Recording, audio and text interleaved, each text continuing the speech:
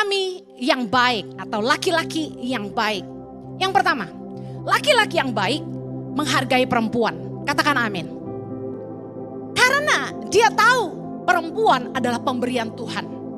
Amsal 18 ayat 22, baca sama-sama. Siapa mendapat istri, mendapat sesuatu yang baik dan ia dikenan Tuhan. Berapa banyak saudara yang sudah menikah? Angkat tanganmu.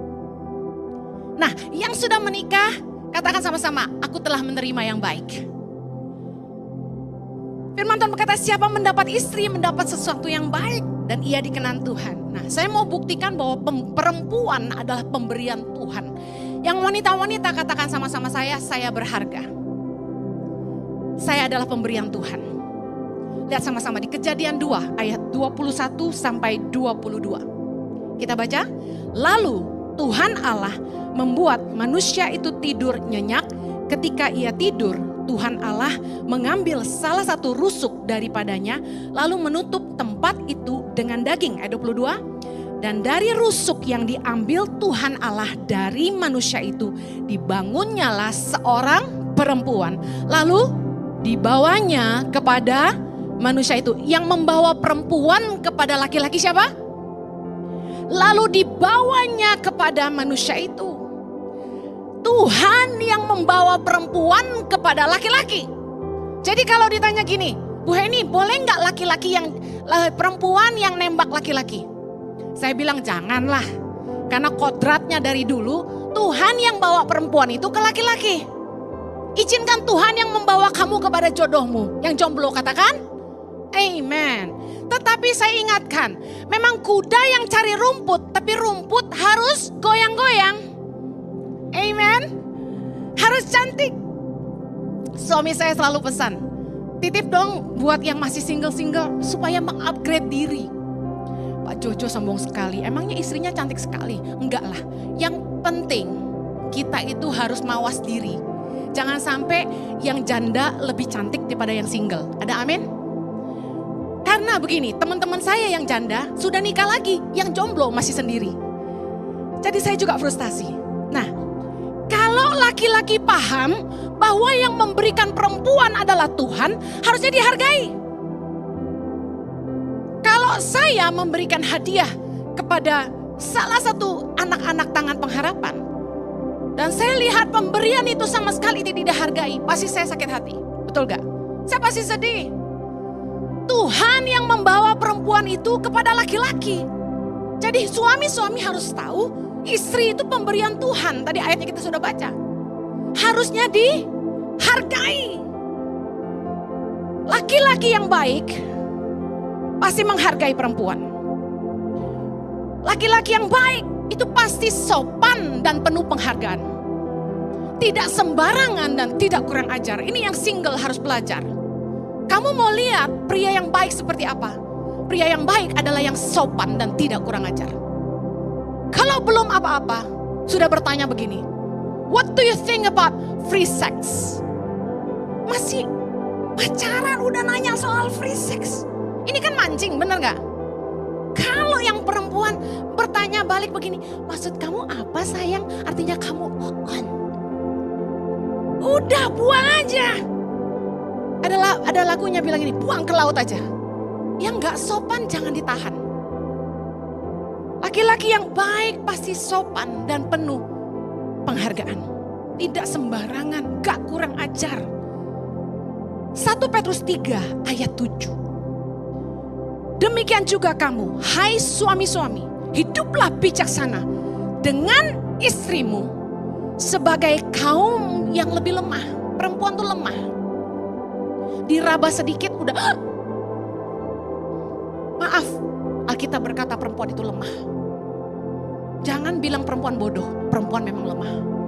Dalam hal apa? Oh, wanita itu wanita yang kuat ya. Tapi kalau dalam perkara-perkara yang seperti ini, perempuan kadang-kadang lemah. Lemah hatinya.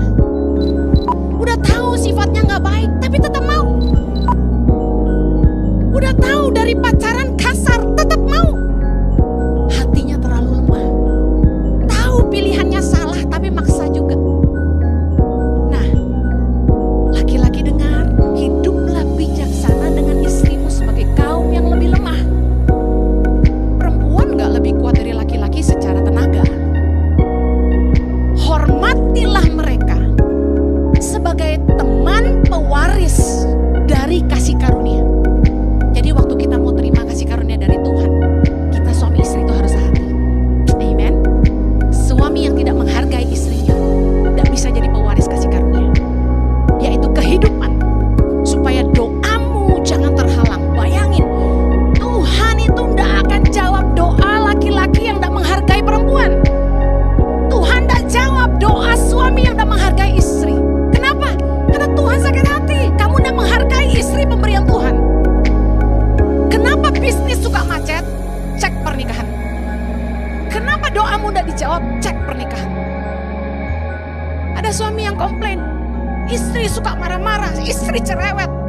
saya bilang gini, ada beberapa penyebab kenapa istri itu suka marah.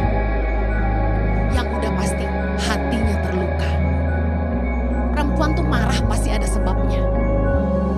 Entah dia terluka, suami tidak jadi teladan. Banyak penyebab. Ada juga istri yang memang pemarah. Jangan nikah sama pria yang kasar dan pemarah.